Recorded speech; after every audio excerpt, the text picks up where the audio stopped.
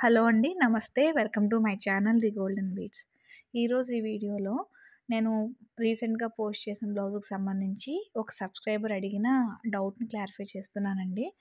ఇది నేను ఒక హ్యాండ్ అయితే కుట్టానండి. కుట్టిన తర్వాత చూపిస్తున్న ఇమేజ్ అనమాట. అంటే టోటల్‌గా బ్లౌజ్ కుట్టిన తర్వాత హ్యాండ్ అపియరెన్స్ అయితే ఉంటుంది. ఇలాగా దీనికి ఇంకా హ్యాంగింగ్ బీట్స్ కుడతాను. అది కుట్టేటప్పుడు మీకు మళ్ళీ వీడియో చూపిస్తాను. అయితే ఇది ఒక హ్యాండ్ అయిందండి. ఇంకా నాకు రెండో హ్యాండ్ అవ్వలేదు. డౌట్ ఏంటి అని అడిగితే, ఇలాగ క్లాత్ అటాచ్ చేశారు కదా! దాని గురించి అడిగారనమాట.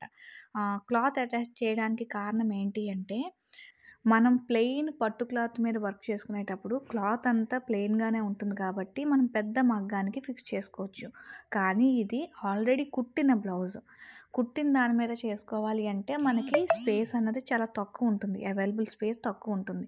అందుకని ఫ్రేమ్‌లో మనం పెట్టుకుంటే హాఫ్ ఆఫ్ ద ప్లేస్ మనం కుట్టడానికి సరిపోదు. అంటే క్లాత్ అన్నది స్టిఫ్‌గా ఉండదు. ఫుల్‌గా గానీ మనం ఫ్రేమ్ పెడితే కుట్టడానికి ఏరియా సరిపోదు. అందుకని ఆ ప్రాబ్లమ్‌ని సాల్వ్ చేయడం కోసం నేను హ్యాండ్‌ని టోటల్‌గా ముందు నేను ఓపెన్ చేసేసానండి బ్యాక్ సైడ్ నుంచి.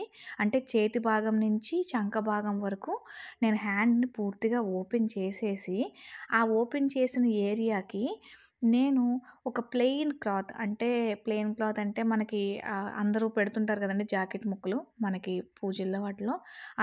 అలా కనిపించే ఒక ప్లెయిన్ జాకెట్ ముక్కని తీసుకొని నాకు హ్యాండ్ పార్ట్ అంతా నేను సింగిల్‌గా దారంతో నేను స్టిచ్ చేశాను.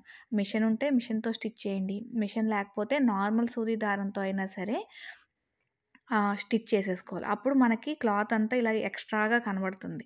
ఇప్పుడు మనకి ఎంత ఏరియా అయితే మనం డిజైన్ వేసుకుంటున్నామో అంత డిజైను ఫ్రేమ్‌లో పట్టేలాగా ఫిక్స్ చేసుకోవాలి. ఇప్పుడు మీరు చూస్తే కుట్టు అన్నది ఇక్కడి నుంచి నేను కుట్టుకున్నాను. అంటే బార్డర్ మటుకు వదిలేసి కుట్టుని ఇలా కుట్టుకున్నాను.